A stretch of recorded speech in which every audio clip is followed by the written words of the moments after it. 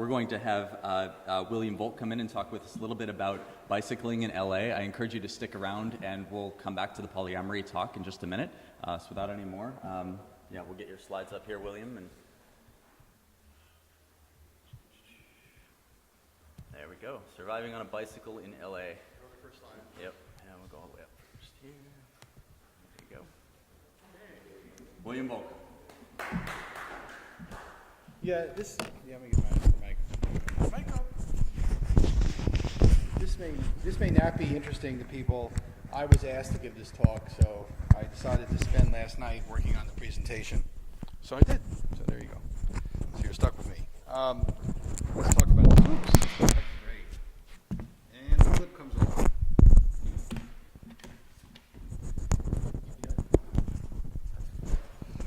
So basically, this is sort of the formal thing I put together last night because people asked me, come on, Mike.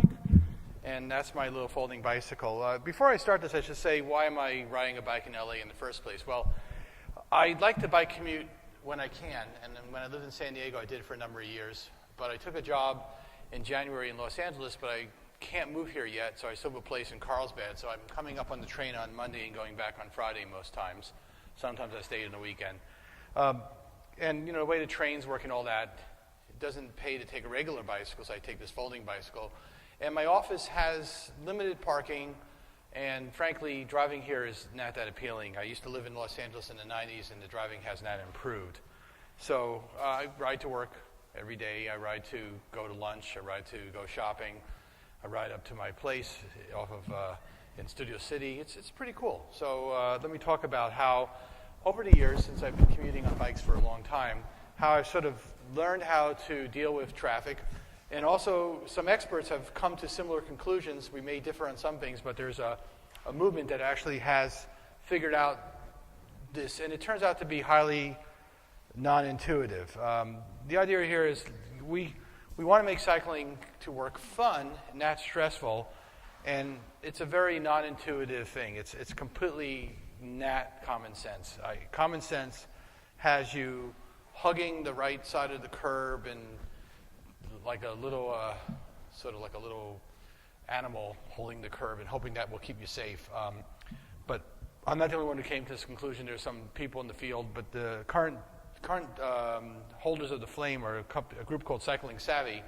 They started in probably the worst place to ride in America, which is Florida. Florida is the highest, per cyclist number of deaths. It's a pretty crazy place. I used to say that if you bike in Florida, all you're going to see is Q-tips and rednecks. Q-tips referring to very old people who all you see is the top of their head, and rednecks, I've ridden in Florida. I rode in Florida in the late 90s with a club, and they rode like military precision. Everyone stayed together. Everyone barked out commands. It was not exactly fun. This was starting to get known even back then, but people didn't get it. So Cycling Savvy started in Orlando. They taught average people, not really good cyclists, just average people riding regular clothes, riding clunky bikes, how to ride in traffic without being upset by it, without causing themselves harm, and actually making it easier on the drivers as well, which is also counterintuitive.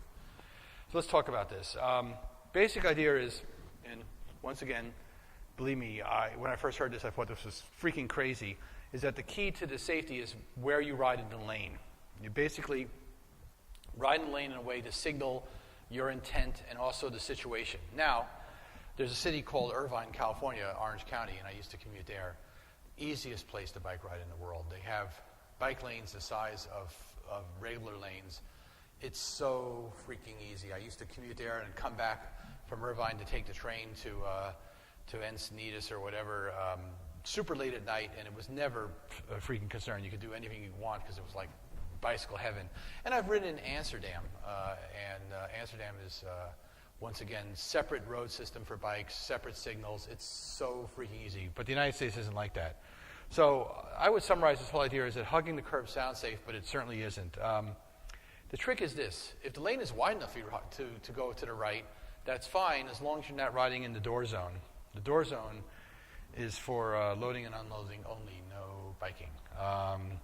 We're trying to basically, I actually empathize with everyone on the road because driving to work is no fun.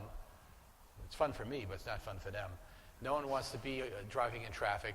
Traffic can be horrendous. When I leave to go to work here, I go down this twisty mountain road to Coldwater Canyon, and I go down Coldwater Canyon towards Ventura. Coldwater Canyon going the other direction is an absolute parking lot.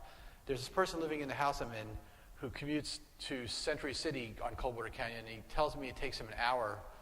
And if you watch it, it's just cars going like, it's like really slow. So you have to understand the drivers are in a freaking mess. And the way I look at this is we're sort of all in this terrible situation together. Ventura, the road I ride most on is Ventura Boulevard, and it's a terrible road because the lanes themselves vary in width, and sometimes there's parked cars and sometimes there isn't, and the lights are terrible in terms of timing, and everyone is rushing, and you hear people, and of course people are just not paying attention, so it makes it even worse. So basically, no curb hugging. Here's the problem with curb hugging.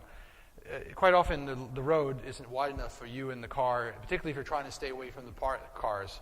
You can't tell if someone's going to open a car door on you. I hear this story about we need to teach people to Dutch reach. So when you're in a car, the Dutch reach would be you use your right hand to open the door of the car rather than your left hand, so it forces you to turn. Well, that's wonderful, but even if 95% of the drivers do that, it only takes 5% to open the door, knock you into the road, and have you run over by a car or a truck, and that happens. So the idea here is you're not doing any favors to the driver the car driver, if you're actually hugging the curb because they think they can pass you. The last accident I had was in 2005, and it was on a road where cars were driving 60 miles an hour, and they had a bike lane, but it was too narrow, and I got sideswiped. Partly my fault. I should have, been more conspicuous, and also I had a tool that I use now a lot more that I'll show you later on that makes life so much easier, the most recommended thing you can do. So you don't want to hug the curb. What's the science here? There's actually a science here. This diagram tells you where motorists are actually looking on the road. And it's worse now than it's ever been because people have phones. If you ride a bike or just pay attention while you're driving, you'll see people doing things in cars that are just amazing. It's just like, really? Yeah. No wonder why there's actually worse accidents. There's a lot more going to that. They're distracted. And then even if they're not looking at you, it's zone 2 and zone 1 is where you want to be. You want to be so far ahead of them, right where they are, so they actually see you. Now, this is the case when there isn't a bike lane and there isn't enough room for you to share the lane. This is a good thing to do. It has its advantages. And notice it says Florida Bicycle Association, because Florida, as I said, was the cycling land of hell, having ridden there.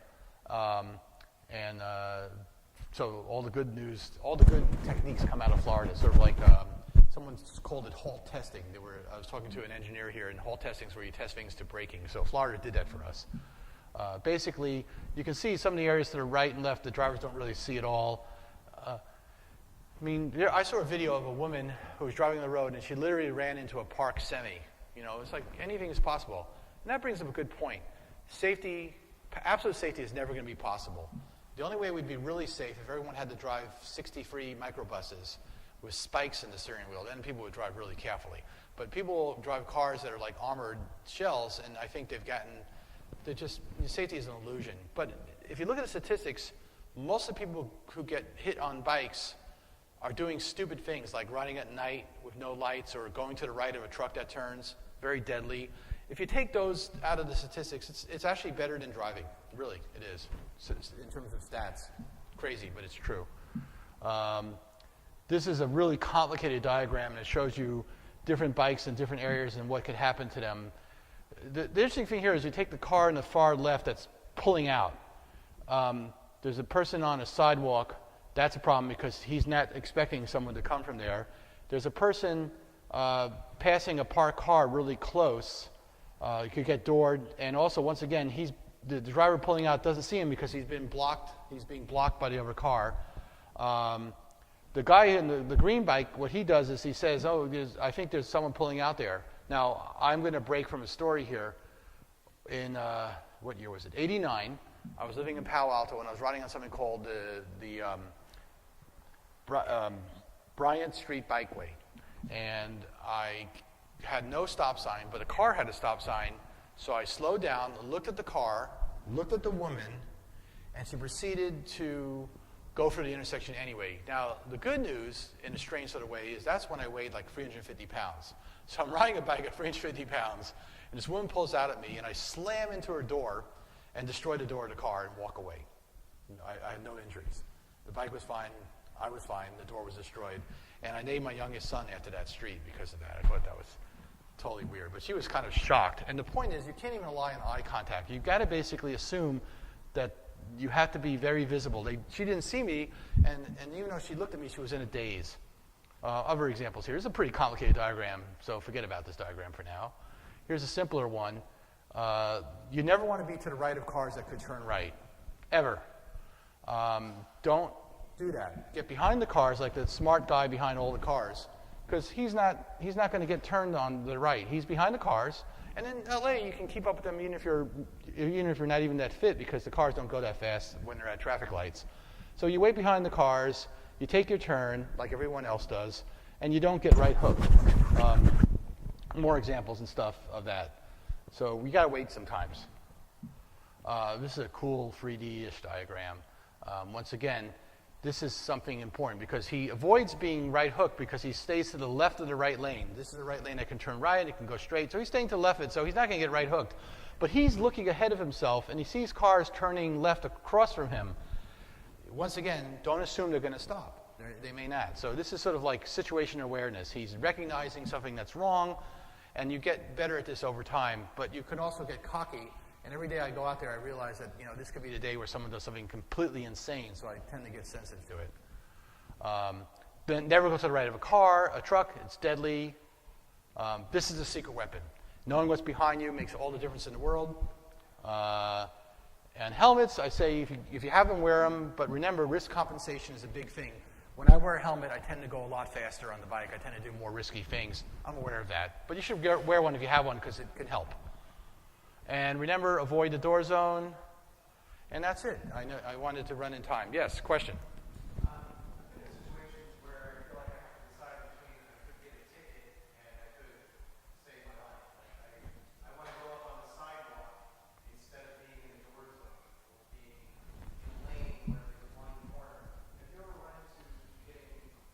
Well, I don't ride on the sidewalk, but I understand people who do, and particularly I have a friend who lives in Houston. I understand that, and I have another friend who lives in another place that's dangerous.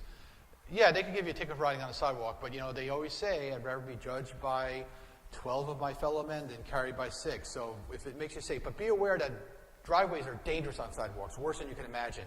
You can get killed that way really easy because they don't expect you there. You're coming from an angle they're not expecting. Only because I think I got one ticket once because I didn't put my foot down and they were doing extreme measures at the stop signs. But pretty soon I think they're going to allow bikes to do what they call an Idaho stop, where you slow really down and then go at a stop sign. I don't like cyclists who run red lights. I know people think they should be able to get away with it. I think it's stupid. It creates a bad impression. It pisses off people. It makes my life more dangerous. So please don't run the red lights on a bike. Yeah. Yes?